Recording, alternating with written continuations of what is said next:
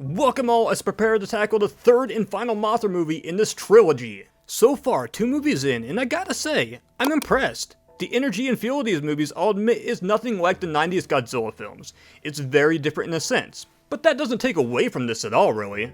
All the tools to make Mothra stand on her own are clearly here, and it is really evident watching these 3 movies.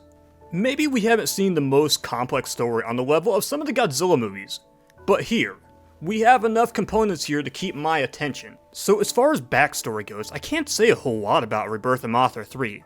It's just the end of the Mothra series, pretty much. And I should go ahead and say that Godzilla 98 technically did come out before this movie did, but the thing was, I wasn't going to go ahead and say, dive into 2 Mothra movies and then for that get into Godzilla 98, then back to a Mothra movie. I'm in full-blown Mothra mode, so I'm going to go ahead and finish things out. It's pretty simple, really. This was really the end of the Mothra series. I don't think there were any serious plans for Rebirth of Mothra 4. I mean, I've checked around, I can't find anything. If anybody knows anything, please leave me some interesting facts. I highly doubt that there was any information regarding said movie that was possibly pitched, but I think that this was it. It's just that, truth be told, demand was high for a new Godzilla, and this was because of TriStar's Godzilla. And I'm gonna be blunt, I've been holding back hard, trying not to talk about Godzilla 98 too much. But we're gonna get there eventually, and I've got to save a lot for that video once I get to it next. Just not really looking to overshadow Mothra in her final solo film, wouldn't be right. Okay, so Rebirth of Mothra 3, it's kind of a bizarre movie, but it's something that I think we really can bear through, honestly.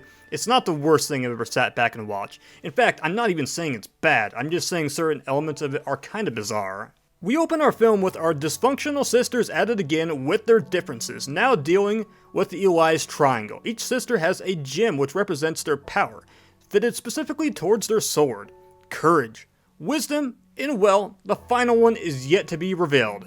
So we kinda got a Legend of Zelda type thing going essentially at this point. Not long after this confrontation, we got a mysterious meteor shower going on, and of course there's no way this is gonna be a normal meteor shower where everybody just sits in awe enjoying the show.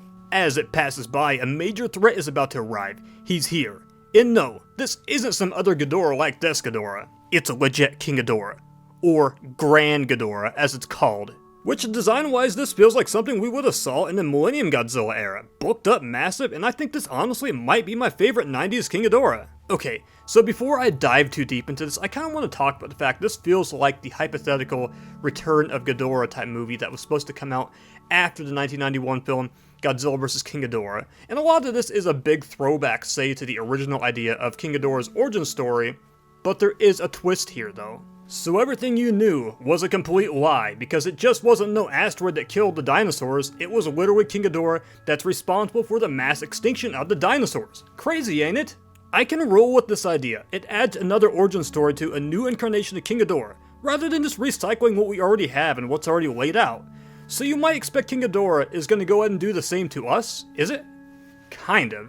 That's kind of true, but not exactly. So King Ghidorah is targeting children, and at first glance I'm like, is he Thanos snapping kids out of existence? I mean, that's kind of what's going on. Children are just randomly disappearing.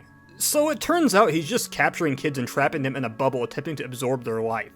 Okay, so my question is there a cutoff age for the kids being captured by King Ghidorah? Like, imagine you just left high school, and a man, y'all stay safe in that bubble, I'm glad that I turned 18. So this storyline is kind of, well, 2 things, honestly. It's really either A, turn your brain off and just enjoy this movie, don't think too hard or hurt yourself. Or, it's just basically some hocus pocus or Ernest Scared Stupid type idea. This isn't some deep, complex, confound journey, mental enlightenment, meaning of life movie. It's just a giant moth attempting to fight a 3-headed dragon and free kids. If you got through Godzilla's Revenge, I promise you, you'll be okay with this movie. It's nothing bad. It's a very straight to the point film. Mothra is overwhelmed by the raw strength of King Ghidorah. And our twins? Well, the sisterhood is broken down and shattered further when one of them is hypnotized by King Ghidorah, leaving this movie to feel a little bit grim in a sense. The sisters are powerless themselves. Mothra Leo cannot possibly handle Grand Ghidorah as he is. The only real way for Mothra Leo to stand a chance is to go back in time, to face a younger version of King Ghidorah in the Cretaceous period. So, here we go again, more time travel, and as wild as this idea is, I love it. And the simple reason is, look at this set design. I mean, I absolutely love what we got going on here. And I'm not gonna front to you like Cretaceous Ghidorah is like the greatest thing that graced the screen. I mean, it's odd and kind of bleh in my opinion, but it does its job being the weaker King Ghidorah in an early form. But we end up with a more even matchup for Mothra and Ghidorah. And that's not the only thing, because we have dinosaurs! Congratulations, Rebirth of Mothra 3. You have already given us what 1976 King Kong failed to do, and we didn't even ask for it. All the props and everything is perfect, and I genuinely feel for this T-Rex that's being attacked by King Ghidorah. In the end, Mothra Leo gives it everything he has, but it comes at a cost, proving even a young King Ghidorah is a pure evil force to be reckoned with. One thing I kept on thinking to myself mentally, while watching this battle, is I thought to myself, there's absolutely no way. There is no way this ends with Mothra just defeating this version of King Ghidorah. It's gotta come down to Grand Ghidorah versus Leo Mothra eventually. Oh, and let's dial up Huey Lewis in the news, because the final element between courage and wisdom isn't power, it's love. So with all this kind of wrapped up, this film is already bringing this film series full circle, and it really just kind of furthers my belief, even if there was talk somewhere along the line of a potential fourth one that never happened, it really isn't necessary, because eventually you need to know when to stop, and I feel like this one does it all in perfectly. So at this point I kept on thinking to myself, there's gotta be more, I'm certain. If this movie ends with Mothra dying, or Mothra just defeating this version of King Ghidorah, I'm gonna be a little dissatisfied. Once Mothra gets the victory, Mothra is just clearly overwhelmed from the battle that was. Then after that, prehistoric Mothra larvae arrive and cocoon Mothra Leo. And wouldn't you know, at present day, the kids are free and everybody's happy, but psych!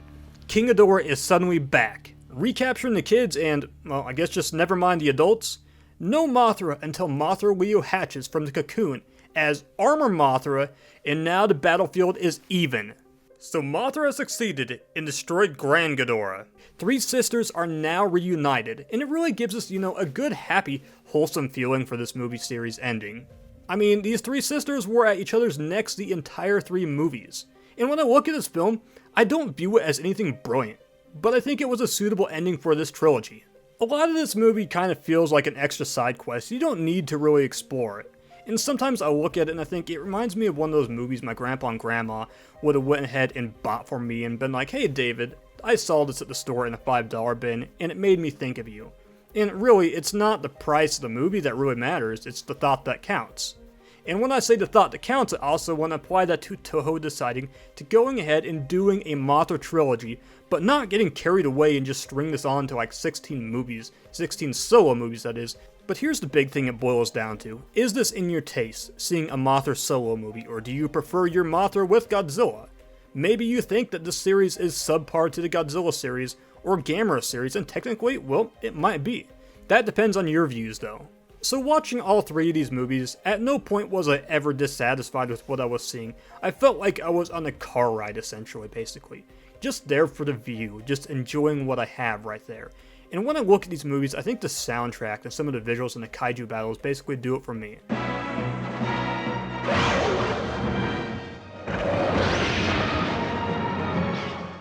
They're not as deep as the Godzilla movies. Not exactly. This one is probably just not even as deep as, say, the first one. But, for what it's worth, fun movie. All 3 of the Mothra movies are available on Blu-ray physically, and you can go ahead and buy them on the digital streaming bundle online on Vudu. That's it for this era, for at least what the 90s gave us for Godzilla and Friends from Toho.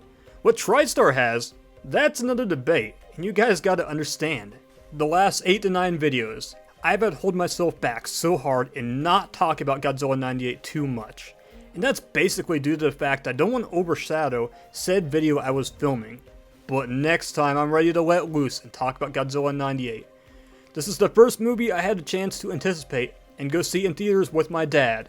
And if you were there in the 90s, you remember, and you know what I'm talking about. Because that movie had the hype. The opinion? Well, that's something else. This has been Glenn Destruction with another Toho movie review. Logging off.